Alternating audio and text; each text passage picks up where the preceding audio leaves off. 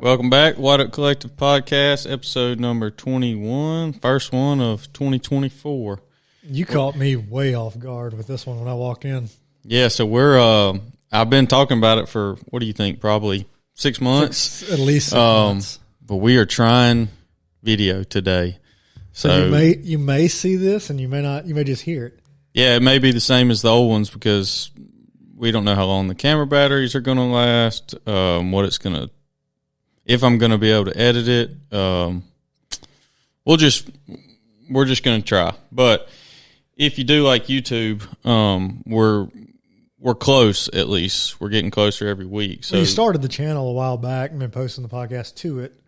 Yeah, the podcast is on YouTube, and I've got some other stuff. There's some videos on there, some land videos and some other stuff.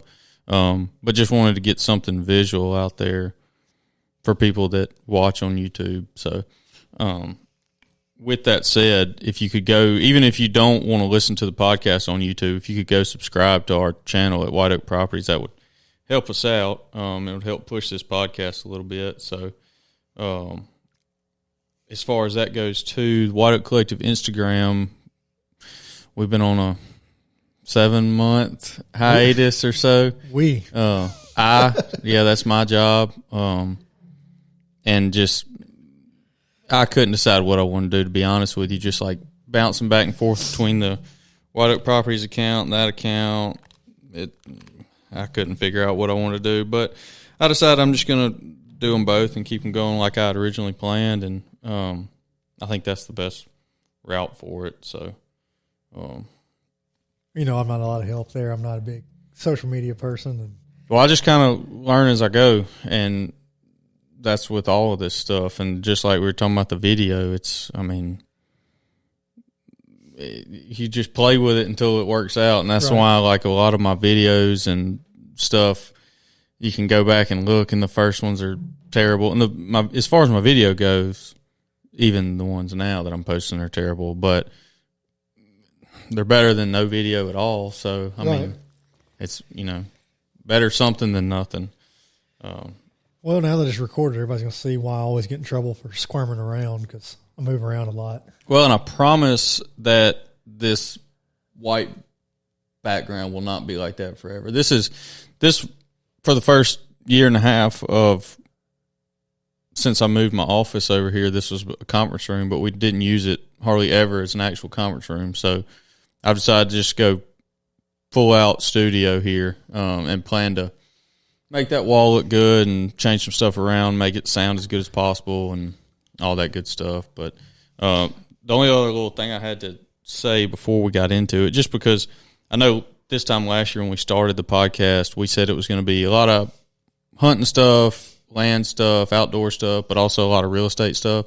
And I don't know, I think we maybe had one episode all year that was actually real estate related. And I know you're not in the field of real estate, but you know a lot about real estate and land and all that. So plan to have a good bit more real estate related stuff going forward this year than we did last year. I mean, it's not hard to have more than we did last year, but want to mix it in a good bit because at the end of the day, this is a White Oak Properties podcast, so we need to mix in some real estate. We got a couple guests queued up to start this year off. So yeah, so I'm the social media guy. Austin's the guest guy. So you can blame him if our guests are good or bad. I'm not very good at getting guests. He is. Well, I'm starting on it. So we had a couple people. I don't know kind of when they'll fall in, but trying to kind of match up different folks, what works with their content, or not everybody's content, I guess, but I guess what works with their specialty, their field, like what's a current event that's going on. That was one of the things we tried to do last year that I think we need to try to stay on to this year too. It's kind of like current of like what's going on. Yeah, I mean, basically, we're not going to get somebody on here to talk deer hunting in April. Right. I mean, try to line it up with the time of year when stuff's happening. That works out perfect for us coming up because it's almost turkey season, so we can go full blown turkey again. This is turn back into the turkey podcast. Yeah, the easier time to talk. So. But yeah, just trying to line all the guests up with what's going on. Try to get somebody back in here to talk about burning in the next month or so, stuff like that. Speaking of the turning it into a turkey podcast again, have you applied anywhere so far? No, I don't. I doubt I actually apply. The only one that I might apply, and this could be stupid because it could be passed, but the only one I was even considering was Iowa. You still good? I applied for it this week. Okay, when is that deadline? I think the 24th of January. Yep, I think you're good. I may do that. Me and Haley, we can't decide. We're going to do a trip together this year, but I can't make up my mind if I want to do start of the year in California or end the year in Maine. She would rather go to Maine. I think I might rather go to Maine too. I mean, I've never turkey hunted up there, but I've been to Maine a couple of times. It's a cool place. Well, I mean, we're trying to mix it all together. I have no reason. I want to go kill a turkey in California. I want to see the redwoods. That's about it. Maine, I know we want to mix in somewhat touristy type stuff with the turkey hunt. We went up there. We were in the fall both times, but we went up there for a honeymoon and then for an anniversary a couple of years later, and we basically just toured the state. Like, we rented a car, drove around. Like, it's gorgeous country up there. Yeah. I mean, we went from the coast, we went all the way to Canada, and then back up to the northern part of the state. So, like, that's one of the cool. We went twice. Both of them are kind of some of the coolest trips I've been on. I liked it. I like it up there. That's the one we're leaning to. The only kicker is that I've put down a deposit for a new puppy, and depending on, I don't want to have a 7-week-old puppy and then leave it with somebody 2 weeks after I get it. So that's kind of the kicker, but I'll know more on that in the next couple of weeks when they breed the dog and everything. Gotcha. Well, let's just get into the actual podcast itself. It's been, we skipped Christmas week, so it's been almost a month, hadn't it, since we dropped a podcast? At least 3 weeks. Yeah, it's been at least 3 weeks because you and I hadn't even really talked. We've texted a little bit, but both of us have a couple things to share that we hadn't really even talked about yet. So yeah, so let me. I know I put these in the wrong order. Go whatever you want. I'm just going to lead off with this because it's going to be short and sweet, and I don't think we're going to get into it anymore. But Chad and Jamie's 10-point that we talked so much about, he's dead, and neither Jamie nor Chad killed him. So we're going to leave it at that. And the saga of Chad versus Jamie is closed. I really thought Jamie had the whole like beginner luck thing going for him. I did too. I thought that was going to really pay off for him. I don't know. Where the deer was killed was not very close to their property either, which is kind of crazy. I mean, when I say not very close, I mean like a half mile. Yeah. But still, for a buck like that, you wouldn't think that he'd be cruising. I mean, this has been, 2.5 weeks since he's been dead. So, I mean, I guess really kind of killed him before the rut started. That's what I'm saying. Yeah, I'm saying. And you wouldn't think a buck like that would roam that far that early, but he did. I mean, it's for sure the same deer. So he is a goner. He is no longer. So the office, I guess, early part of last week, Dallas had told me that the saga had ended. Yeah, it didn't get to end with a cool story or anything. It just ended. But talking about Chad, I guess that go into I'll tell my stories last, I guess. But what y'all had a trip together? Or yeah, we had a good time. I'm trying to. I think hopefully it works out like this. We're going to try to make it like an annual deal down to his camp, and it's on the Strong River down in Simpson County. I guess it'd be around Delo. But we went down there last year, the day after Christmas. This year we went, I think, 2 or 3 days after Christmas. The hunting was pretty slow for us, but one of the camp members killed a pretty good 10-point when we were down there, and we got to, that's actually I put a little quick video of them finding that deer up on our YouTube channel, and it's actually done pretty well. People like it, but well, I was wondering because I guess I was kind of like everybody else. I was just watching your Instagram stories, and I saw you and Huntmaster Chad going. One story was that, and the next story was a deer hanging on the skinning rack. Yeah, so we don't know. I was wondering if that was.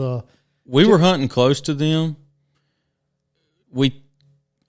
I haven't asked them if they've had any other pictures of deer in that area or not. I need to ask Chad because I kind of forgot about it until right now. But we were in there after a deer that he looked like he was a big-bodied deer. It it could have been the picture. It may have been the same deer. I don't know. But so that was a 10-point. And granted, now he's not the biggest 10-point in the world. I mean, I'm guessing he'd probably be at 125, 130, something like that. What do you think, though, that deer weighed? I mean, he's probably 4. He may be 3. But what do you think he weighed? In Simpson County. Mm-hmm. So, I mean, you're further south, but you're not that far.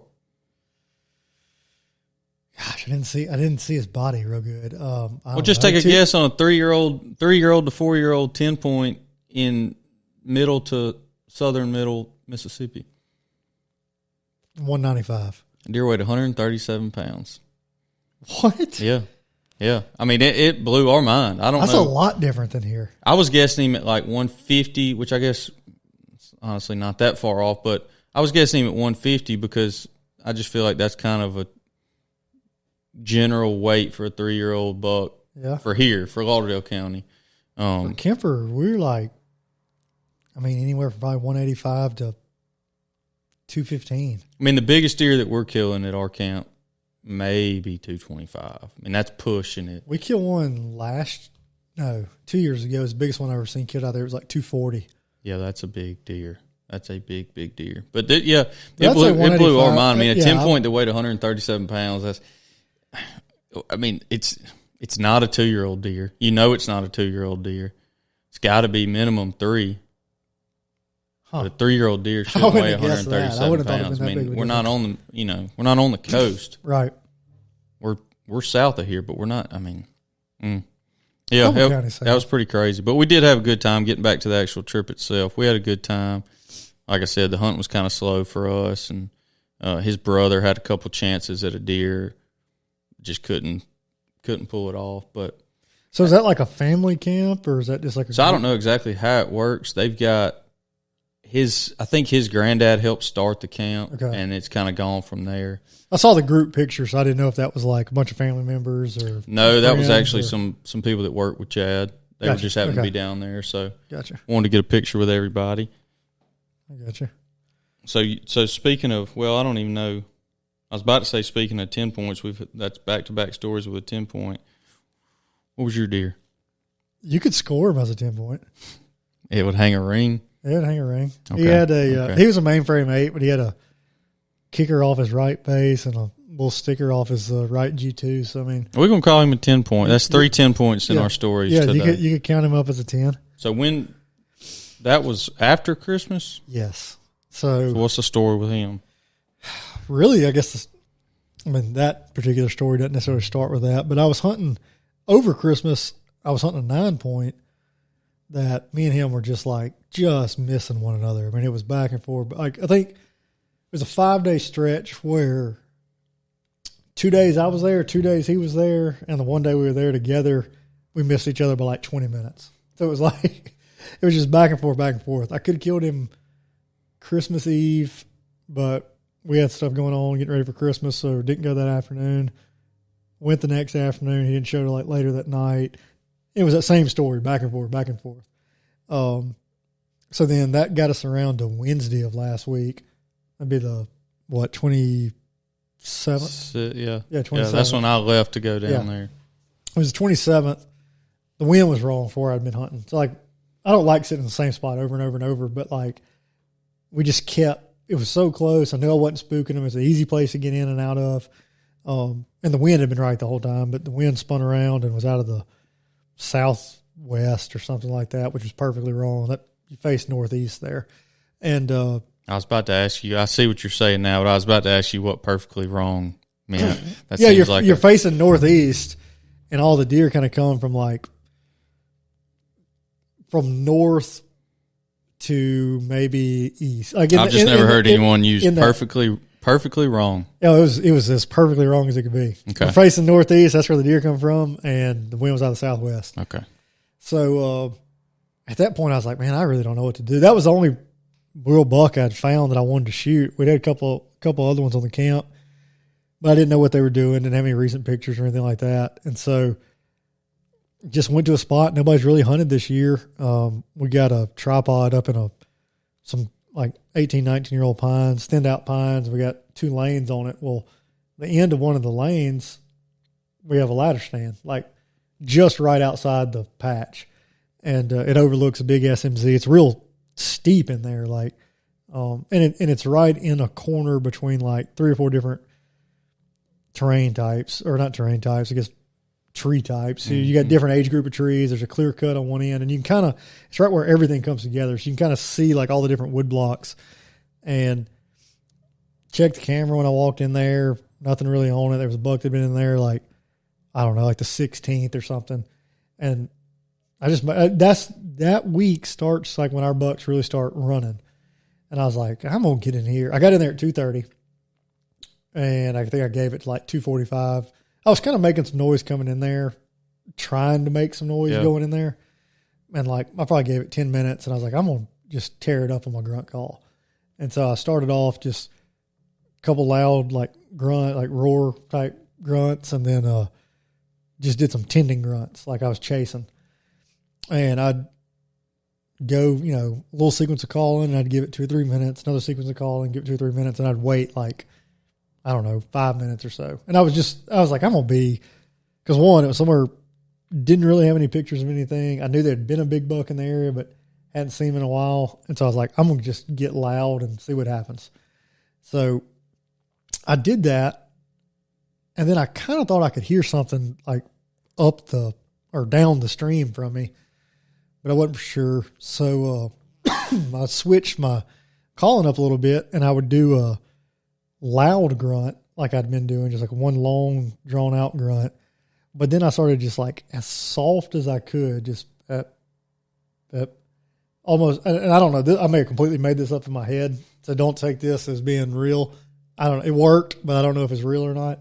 But I was like, okay, if I was a buck bedded down up here with a doe, like I was thinking, I was like, how do I make this like turkey hunting? Because I've had luck grunting deer in before, but I was trying to like paint this picture like you do turkey calling. So I was like, all right, I've done some loud, I've done a chase sequence. I was like, all right, if I'm bedded down with a doe, like, what am I doing? So then I just started doing these really soft grunts and just pretty repetitive, like get pretty consistent. If I was turkey hunting, I'd say I was calling aggressively because I was just like steady calling. And I just kept just softly, just as quiet as I could do it on the grunt call. And then I'd let out like a loud one, like I know you're over there, stay over there. And then I'd go back like I was tending this doe. And 5 minutes later, I'd let out another rip.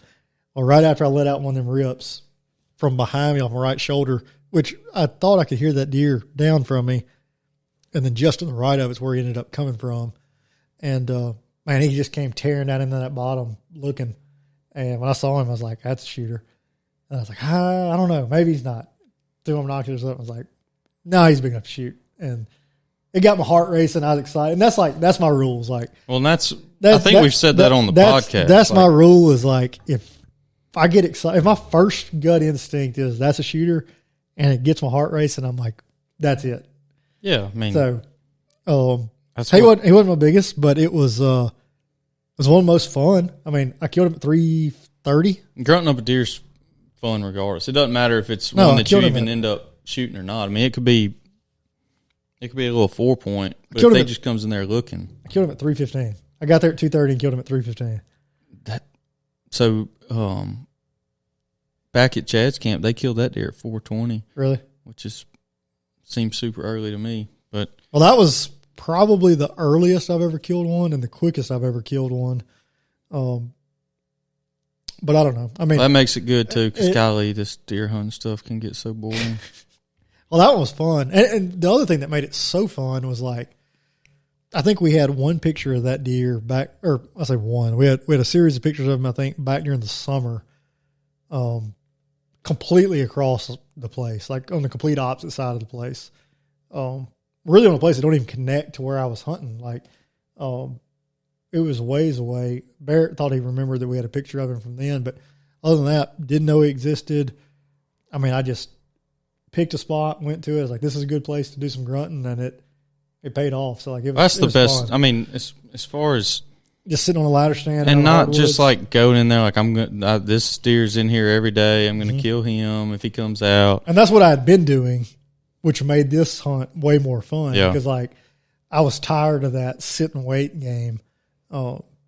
So anyway, so tell me this. I don't even know if we've brought it up, so I'm not going to go into much detail, but you'll know what I'm talking about.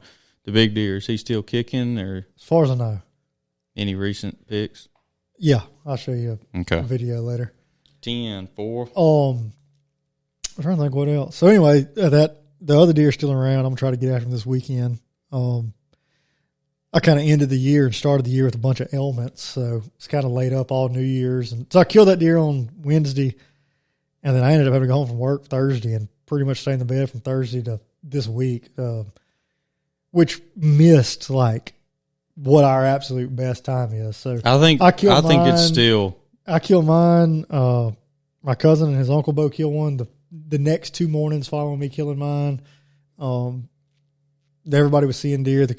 I was laid up in the bed watching cell camera seeing pictures. Deer daylight, they're freaking everywhere, yep. And I was ready to pull my hair out. Like, I think it's still. I mean, the next couple of days, I think are still going to be good. I'm hoping to. That's what I was sharing with somebody this morning. There was a map of because one of the guys had been hunting all this week. He said that he wasn't seeing anything right now. Everything was pretty still. He wasn't seeing does, wasn't seeing bucks. Which I think this week for Kemper is the I think it's the 6th. It's like the median breeding date. So they're probably locked down. Which I feel like they're locked down right now. I think the 6th is Kemper. Yeah. Is peak breeding. So. But that, for us, just historically at the camp, I mean, it seems like anywhere from the 21st through the 5th of January is kind of like our I always feel like the first week of January. First week of January is usually best week, in my opinion. Yeah. Around here. So I did kind of looking forward to other things to do. I took that time where I was laid up, not doing anything, and I have bought an electronic predator call. Well, I've got a picture 2 nights ago of 3 coyotes sitting in one of my green fields. Really? Mm-hmm. I've got electronic predator call that I want to do a couple things with. One is I've been with a guy one time. He did it, and I know when we talked to Cameron last year, he was about calling raccoons. Mm-hmm. I bought the Lucky Duck Rebel, I think, and I got it because it had the 3 things I wanted to try to do on it. It had some of the coyote sequences. It had a coon fight. I don't know if you've ever seen that happen or not. I saw a guy do it one time at the camp. I didn't believe it was a guy from Nebraska. That I've seen down. Cameron's videos, but that's it. So I want to do that. So I got that call has the coon fight sequence on it. It has some coyote stuff, and then it's got some crow calling sequences on it. You gonna start crow hunting? I would love to. Apparently, it's fun. I've never done it. My dad says it's fun. I've never done it, but I get into weird stuff on. I find myself off in weird rabbit holes on YouTube all the time, and I started. I don't know. It's been 2 or 3 years ago, maybe longer. I started following Field Sports Britain, and it's if you want to know anything shotgunning wise, those guys over there, that's what they do is shotgunning. So I started watching them with a bunch of So you're watching a bunch of British people shoot crows? Yeah, and pigeons and skeet and trap and they have a lot of gun fit videos and how to make sure your shotgun fits right and all. I don't watch them as much now as I used to, but every now and then I'll get an itch and I'll go back and watch some of their invasive control or they're doing it for crop damage stuff and all. But I got to thinking about it's another one of those turkey egg predators is crows. Yeah. And they're irritating them all the time. And I was like, gosh, it just looks fun. So this was, so that's that's an odd thing I want to try this year. I don't know if I'll get it. It took me 3 years to buy the call. So now we'll see if it, well, I didn't know we were going to talk about crows today, but honestly, I got to look too. I don't know if you can use an electronic call here, crow hunting or not. So that's something I got to look at. Well, I'm about to tell you 2 things that could be complete made up. One of them I'm very confident is made up that I just heard this weekend. I got to tell you, or last week. So Chad did not come up with this. He was told this, and I don't know if they were joking or not. They might have been joking. He didn't tell me they were joking. But when you have a field with a whole bunch of crows in it, or an area with a whole bunch of crows, that means that's an old Indian burial ground. Okay. Is what he said. Now that sounds. I said, well, I guess I got one at Possum Creek because there's a field with 50 crows in it all the time. We get them. That's got to be old wives' tale or something. Oh yeah, old farmer's tale. No doubt. That one I didn't believe. Yeah.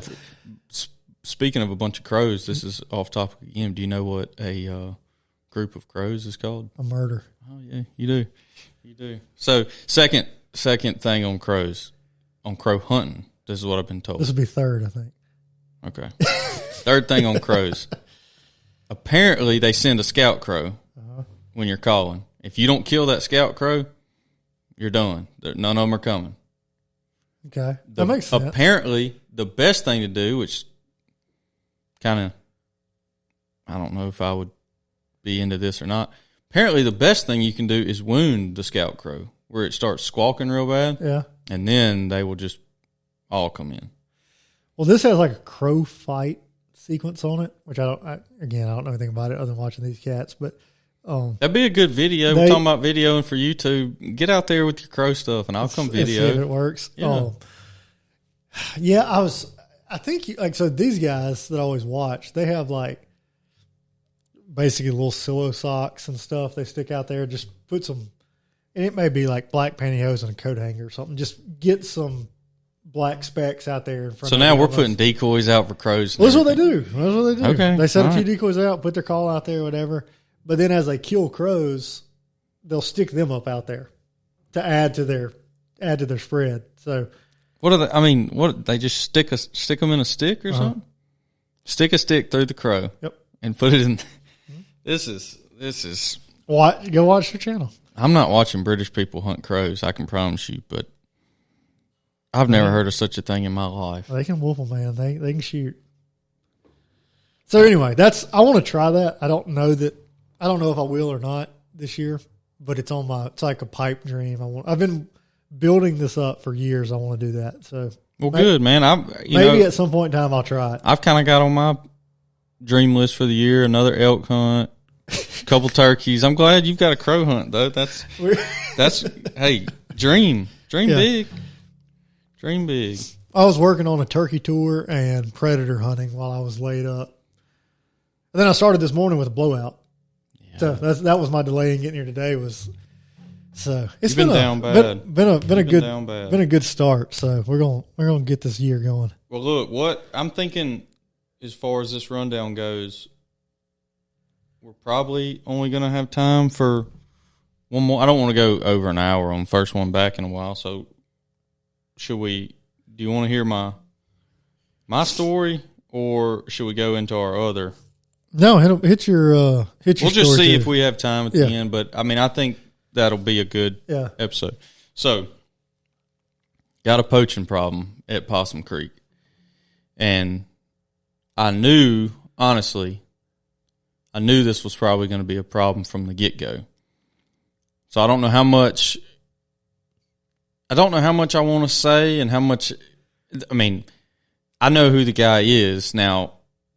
Does he know who I am? No. Is it the same? No, it's not the people from last year. It's not the people that were there before. No, they moved out. They're friendly. They're as nice as can be. This is a true poacher, like somebody just hunting there. Yeah, it's a true poacher. But the thing is, I don't think he even realizes he's doing anything wrong. So, I know he knows he's doing something wrong, but he's been doing it long enough. Let's just move on. Let me just kind of get started, and then you ask questions. Okay. So, where do I begin? I keep feeling I'm getting out of this camera angle, but we'll see. I think you're good. Where should I start? All right, I'll go back to start in the summer. So I've mentioned before, I know at Possum Creek that we talked the whole thing about the camp house, and I found out that I had the camp house, didn't even know I did, and now that people can visually see, I'm going to say, you take me to you 4 times. That's how far away the other house is. Well, in the summer, those people don't live there. The owner lives in Florida. Her significant other lives in Louisiana. First time I saw them was this summer. I talked to them a little bit, tried to be friendly. Well, I've got a little pond on my property. They have 1 acre right there in the middle of 250. I've got a little pond that's not far from the house that he asked me if he could fish. I said, well, man, I don't really, for liability reasons, I don't want anybody on my property. It'd be best if you just stayed on yours, and I don't want something to happen to you out there, blah, blah, blah. Well, he got pissed and left, and I didn't talk to him again till Christmas Eve, I believe. They were up there. They were supposed to come back for Thanksgiving, but they didn't. But they were up there Christmas Eve. No. Yeah. Okay. So much stuff has happened, I'm getting confused. I don't remember exactly what day this was. I want to say it was Thanksgiving, but I don't. Yeah, it was Thanksgiving. It was Thanksgiving, so I guess they were up here. I was sitting in one of my stands and heard something walking through the woods and was 99% sure that I heard somebody talking. Yeah. Didn't walk out there because, I'm not going to confront somebody with a rifle. I'm just not. So, but I was pretty sure that I heard it, and they were there, so I was like, it's probably them. But I just try not to think anything of it and just let it go. Well, fast forward to now, we're at Christmas Eve, and I go out on, that one clear cut behind the house where there's that red dirt road. Yep. Well, there is tracks everywhere, foot tracks. They're all over the place. I'm like, golly, I was scared this was going to happen, but I hoped it wouldn't. I hoped I wouldn't have to deal with this. So I called the game warden because there was like a little bucket mark where it looks like they sat on a bucket. Uh-huh. There was tire tracks in there. I don't know if they killed a deer. I don't know, but called the game warden. We kind of checked some things out. I know who it is, but we can't just right.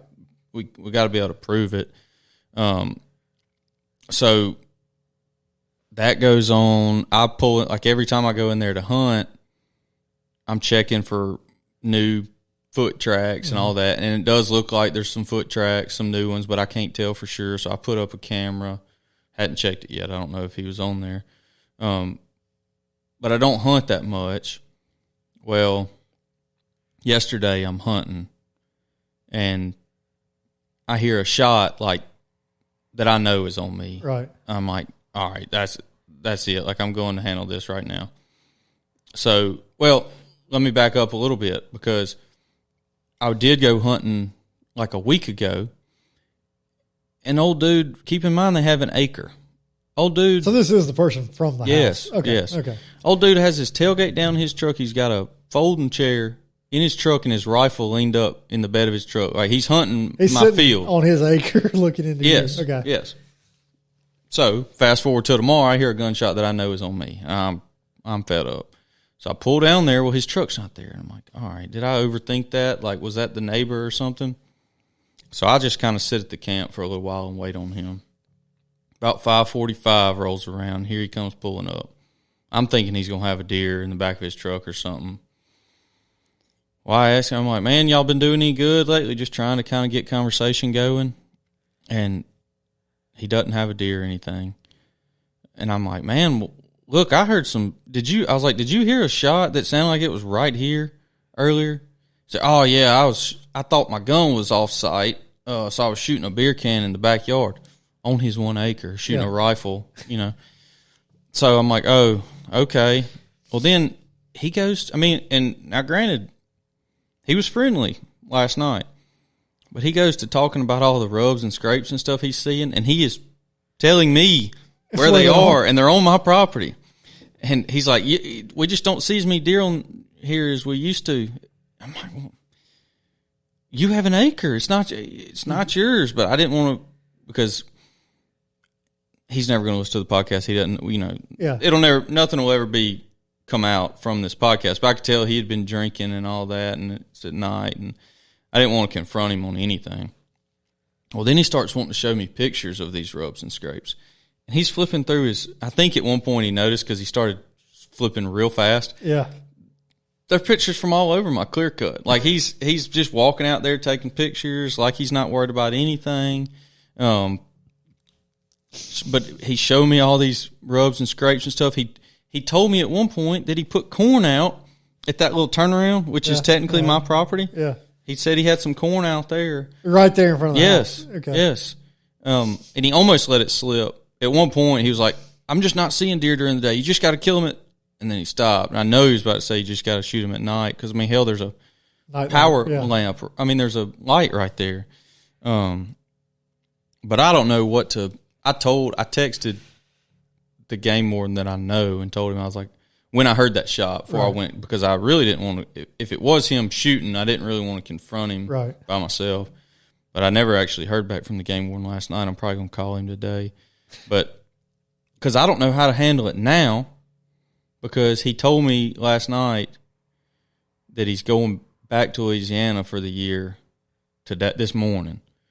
So you think he's gone now? I think he's gone. So I'm like, I need to just take precautions, make sure everything is set up for next year where I can handle this. Because there's no way, I mean, he's probably on my camera, honestly, but if he's not even in the state, like, it's probably not worth. That's probably what I would do. Check your camera, see if you have any pictures of them and all, save them. And then that way, if you have a problem out of it next year, you've already talked to the game warden about it. You have pictures from this year, that kind of deal. Because I've got to, I mean, we've talked about it on this podcast a bunch of times. My plan is to sell that place down the road, and I'm not going to sell it to somebody knowing that there's a continuing poaching problem. Right. I mean, he probably, after I left, he probably went and fished that pond this summer. I mean, he just treats it.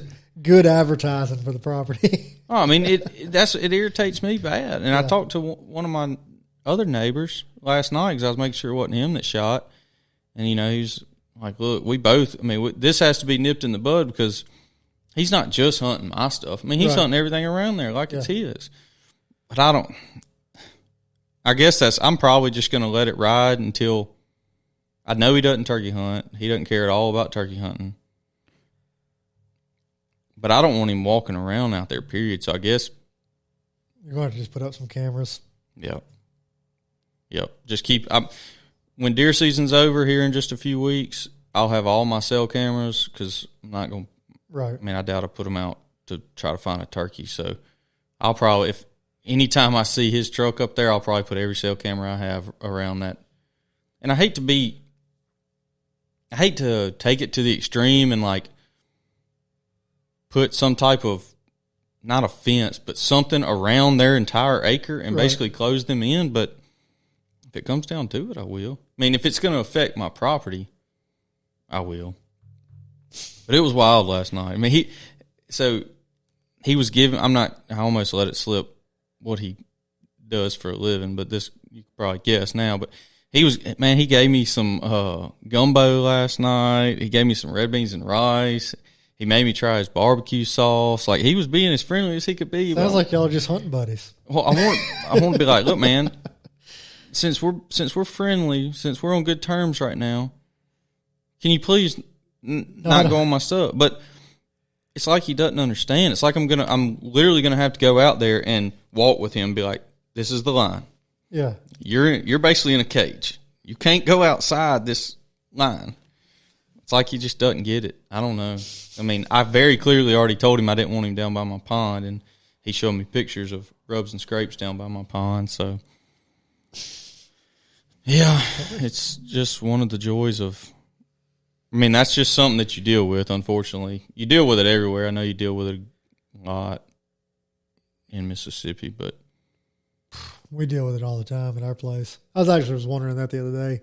I was like, I was sitting on the stand the other day thinking that. I was like, I wonder if everybody else has the amount of poaching problems that we have at our place. Well, the one thing which, you know, the way my property sets up, I'm sure people try to slip down there and poach a turkey off that field. But that's the one good thing is I don't care that much about a deer anyway. If this was going on during turkey season and that guy was trying to turkey hunt, which I know that you had to deal with, we wouldn't be near as cordial. I mean, but I don't know. I guess I'm going to just let it slide. I mean, I'm not going to let it slide. I'm going to tell the game warden everything that went down and the pictures and everything. And I would see what I could find on your game camera, see if you have pictures of it. Well, I know I don't have any on my cell cameras. I put one up on the road that he was walking a lot, though. I'm just hoping that maybe it got one. We'll see. I don't know. But it's made the last it's made me uncomfortable hunting my own place. Yeah. And that's not a good feeling. what I got that place for. Right. I mean, I don't want to, I feel I'm not going to send Haley to hunt by herself or something, sit by herself. And you took Jennings a time or two, didn't you? I did. She's into it. Is she? I mean, yeah. Well, and that's really all on the poaching, and I'm kind of sick of talking about it. But yeah, taking Jennings hunting, I've taken her twice now. First time we stayed like 25 minutes. It was just not, and it was in one of the sportsman's condos that I've got at my place, so they're kind of tight anyway. Right. Well, we took her up to Enendale and put her in one of those new redneck blinds. So there's plenty of room. So me and Haley and Jennings were in there, and she absolutely loved it. I mean, the deer, we saw 2 does, and they walked out, and she was going crazy. I mean, it took everything to just keep her quiet enough. Yeah. Not that she was like bored or wanted to do something. She was just fired up to see those deer. So that's all. I mean, she said we were on a hunting trip. That's what she kept saying, was that we were on a hunting trip. I saw her in the grocery store yesterday, and she's wanting to make sure I saw the ducks in her shirt. Oh, yeah. She had little ducks all over it, and she was like, look. I got her it's 100% a boy's toy, but it was the coolest toy I'd ever seen, so I had to buy it. It's a little mossy oak bottomland duck boat. It comes with like 6 little decoys, some mallards that look like they're cupping in, a hunter and a dog. They go hunting all the time now. She's got that little set. I get on the floor and play with that little toy. It's cool. It's a lot cooler than any toy I remember having when I was a kid. That's awesome. It was, but yeah, I guess that's been the hot. Don't have any big deer that I'm chasing on camera. I know one could show up this time of year. But as far as highlights from the season, taking her that time when we saw those deer was by far the highlight. Well, I'm hoping to be able to get out there and really go this weekend. That's my plan. My mind is switching gears to trapping. Like, I've got burning on my mind. As I've been laid up, like, I've just been watching trapping videos. I'm ready to get my coon sets out. Yep. I don't know if I'm going to put any out this weekend. I may, especially rain tomorrow afternoon, so I may not. And then, it's still too good at deer hunting right now. I know. I mean, I'm still, I say I'm into it. I'm not into it. I'm still fired up to, like, be at the camp and stuff. And I've got a couple of weekend things planned the next few weekends, so still got some deer hunting left. Well, all my stuff I bought this past weekend will all be here Monday, so I can't play with that this weekend. So probably all your calling stuff. Yeah, all my calling stuff. And is there a crow season, or is it open season? Yeah, it goes from November 2nd to February 28th. Oh, so yeah, month of February it'd be trapping, crow killing. Yep, that's what I'm wanting to do. Well, I would love for you to get enough info that we can have a whole episode on crow hunting. We'll be the only podcast with an episode on crow hunting. Maybe in the state. There's somebody out. There's a podcast for everything. Maybe those British guys have got them a little podcast, drinking tea, eating, what do they eat? Fish and chips, killing crows. I want to save the last because I think that'll make I don't want to just run through that, we're at 45 minutes. So, I guess we can go ahead and, since it's sitting right there, in 2 weeks we're going to be talking about habitat management plans and what to do in January and kind of why January is a good time to do it. So that's going to be a good conversation. I'm looking forward to that. Was looking forward to it today, but I just don't want to. Yeah, I don't want to rush it, and I don't want to go over an hour. Yeah, so I'm good with that. Hopefully, by that point, we're supposed to be getting some rain here coming up soon. It's like a 95% chance tomorrow. Well, my pond is like, I'm gonna say halfway full. So you're getting there. Hopefully, after, and it's been catching water fast. Like what little bit of rain we've got, it's filled up pretty quick. So hopefully a couple more rains, and we'll be. I don't know. That's gonna be something to talk about too. Is like, I've never done that, so like learning kind of how the whole fish stocking and all that goes. That'll be something coming up. If we could get somebody on from Southeastern Pond Management, that'd be clutch. I'd really like that. Like I said at the start, though, please, I mean, for real, please subscribe to YouTube. It really helps us out a lot, and we're about to find out how this whole video deal goes. We're going to see So maybe you see us, maybe you don't. Yeah, I mean, and the people, in all honesty, the people that listen probably won't see it regardless because they're. It seems like that's how it is. You're either a podcast listener or a podcast watcher. Yeah. But if you don't even watch the videos, if you don't even get on YouTube, as long as you just subscribe, it'll help us and more people will see it, and we can get better guests and have better conversations and all that. So that's all I've got today, and we will see you in 2 weeks.